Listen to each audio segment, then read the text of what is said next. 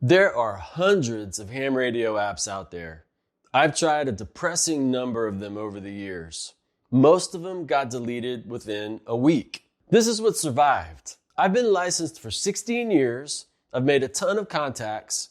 I got my general ticket, and I'm about to spend a year doing this full-time on the road. And this is every ham radio app that's still on my phone. I have 10 of them installed. And if you're new to ham radio, you don't need to install all 10 of these today. I'll give them to you in 3 groups based on what I'm actually doing so that you can install the ones that matter for you and then add the rest later whenever you need them. Let me show you some ham radio apps that will actually be useful based on what you're trying to do. Let me explain something first because this is the whole point of this video. I think about these apps the same way that I think about my gear. I carry some stuff with me all the time. Some things only come out whenever I'm working HF, and there are a few things that I only use when I'm sitting at a park doing a POTA activation. Same thing with these apps. So I split them up into 3 groups. The ones that I'd install the first day I got my license, the ones that matter when you're doing HF, and the 2 that I really only need whenever I'm activating. If you're brand new, you might only need the first group for right now. That's fine. Just install what you need. If you're just getting started, these are the 5 that you should put on your phone first. You can even use some of them before you own your first radio. Number 1, Ham Study. This is the one that helps you get licensed in the first place, and it's still on my phone 16 years later because I'm actually planning to go for my amateur extra license later this year. This app covers all 3 question pools: technician, general, and extra. It doesn't just throw random practice tests at you either. It tracks which questions trip you up and drills you on your weak spots. The app is free for Android because it's sponsored by ICOM, but it costs $3.99 on iOS. It's cheap and essential either way. Number 2, RepeaterBook. If you only install one app today, this should be the one. It's the biggest free repeater directory in the world. It gives you frequencies, offsets, and tones for 70 plus countries. The killer feature that nobody mentions is that it works with no signal at all. From the bottom of a canyon or after you drive past the last cell tower, it still works. And if you want to go even further, there's a paid add-on called RB Connect. It costs about $15 a year, and it'll actually program a repeater straight into your radio for you over Bluetooth or using a cable. Only certain radios are supported, so check the list before you get too excited. But the core directory, the part that you'll actually use every day, is completely free. Number 3, EchoLink. This is the app I would point somebody to if they don't have a physical radio yet. EchoLink uses internet-linked repeaters, which means you can make real ham radio contacts using nothing but your phone.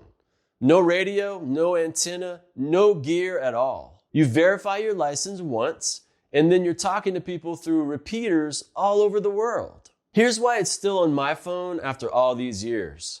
It lets you get on the air even when you don't have a radio in your hand. Just got your license, but your radio hasn't shipped yet?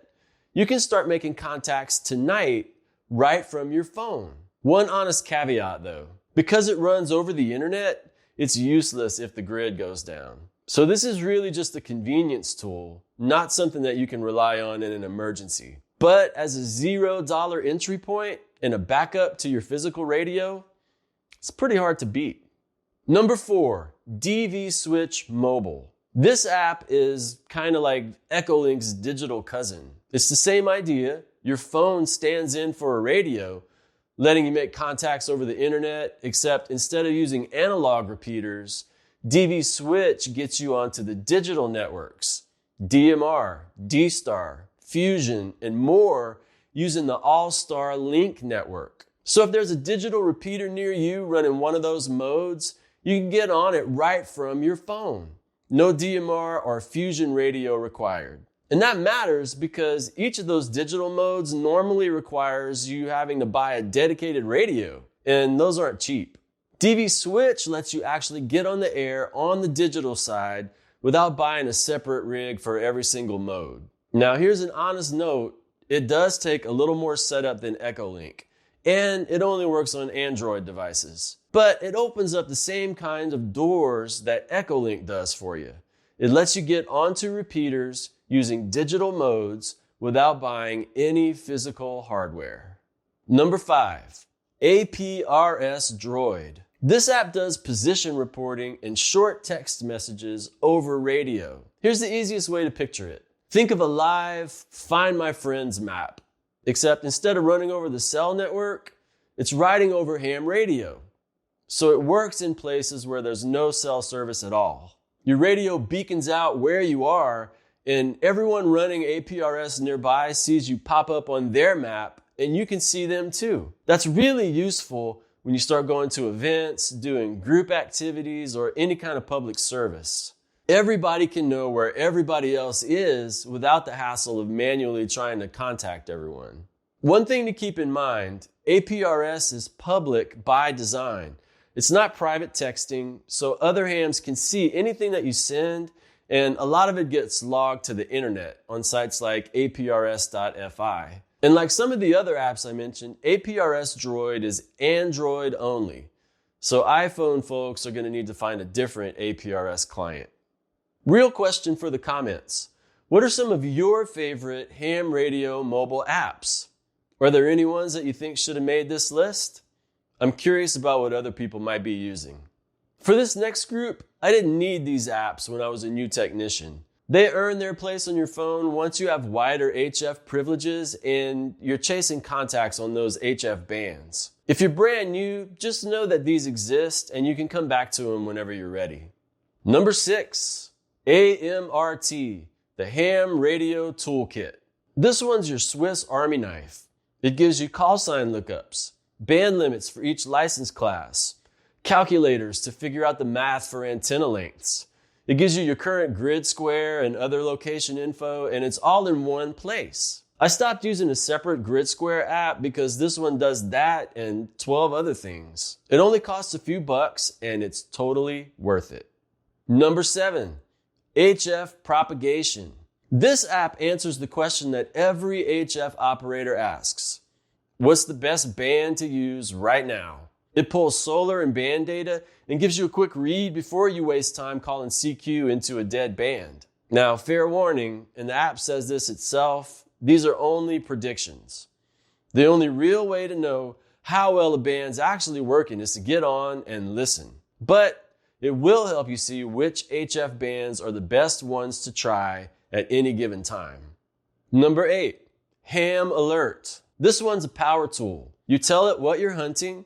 It could be a rare country, a specific call sign, a park, and it sends you a push notification the moment that station or entity shows up on the bands. It's pulling from the DX cluster, from the reverse beacon network, from POTA, SOTA, PSK reporter, all of those places. This is primarily in a Ward Chaser and a DX Hunters app, but you can also use it to know whenever your friends are on the air. A brand new technician with a handheld probably doesn't need this app yet, but the day you start chasing your first rare DX, you're going to be glad that you have it installed. And then there are the 2 apps I only really reach for when I'm out doing what I'm about to spend an entire year doing, and that's Parks on the Air. Both of these are what we call spotting apps. So let me explain what that means before I get into those. When you're activating a park, you're sitting out there calling for contacts, but a lot of the people who would reply are checking the POTA website first to see who's actually out there. Spotting yourself is how you tell them that you're on the air. It's posting a little note to a live feed that says, here's my call sign, here's the park that I'm at, here's the frequency that I'm on right now. And the moment you do that, hunters from all over the country can see it and they can start calling you. So a good spot can mean the difference between sitting there for an hour with almost no contacts and having people line up to work you. So these 2 apps are both about getting you spotted, just in 2 very different situations. Number 9, POTA on the go. This is the app I actually pull out when I'm sitting in a park trying to get an activation going, and it works when you've got a cell signal. It gives you a live feed of all the current Parks on the Air activity, who's on the air right now, a list of parks on a map, and the ability to filter by band and mode. And the part that matters most when you're activating, it gives you a fast way to spot yourself so hunters know that you're out there so that they can come and find you. The free version is supported by ads, and it costs $4.99 to remove them. And once you're activating regularly, I think it's worth a few extra dollars just to keep the screen clean while you're working. Okay, the final app in my list, number 10, SOTAMAT. This one is almost magic, and it's the most advanced app on the list, so stick with me for just a second. SOTAMAT solves the exact problem that POTA on the go can't solve, spotting yourself when you have no cell signal at all. When you're out in a park or on a summit and there's no internet for miles away, SOTAMAT still lets you get spotted using your HF radio instead of your phone's data connection. Here's how it works. Your phone plays a little FT8 tone into your radio's microphone, and stations all around the world can hear that tone, decode it, and post your spot for you. No computer, no cables, no cell signal required. It's not a beginner's day one app because it relies on FT8, and it's really only useful when you're doing HF field stuff, but it's a perfect example of how deep this hobby can go. So, these are the only 10 apps that are still left on my phone after 16 years.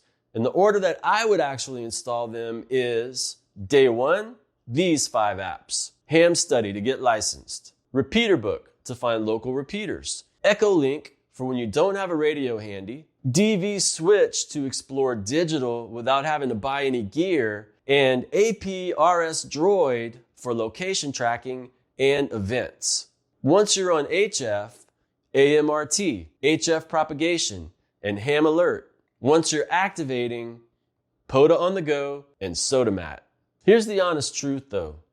I showed you 10 apps, but just installing a bunch of apps isn't the point. You can have the most perfectly curated phone in ham radio and still never key up. The apps don't make the contact.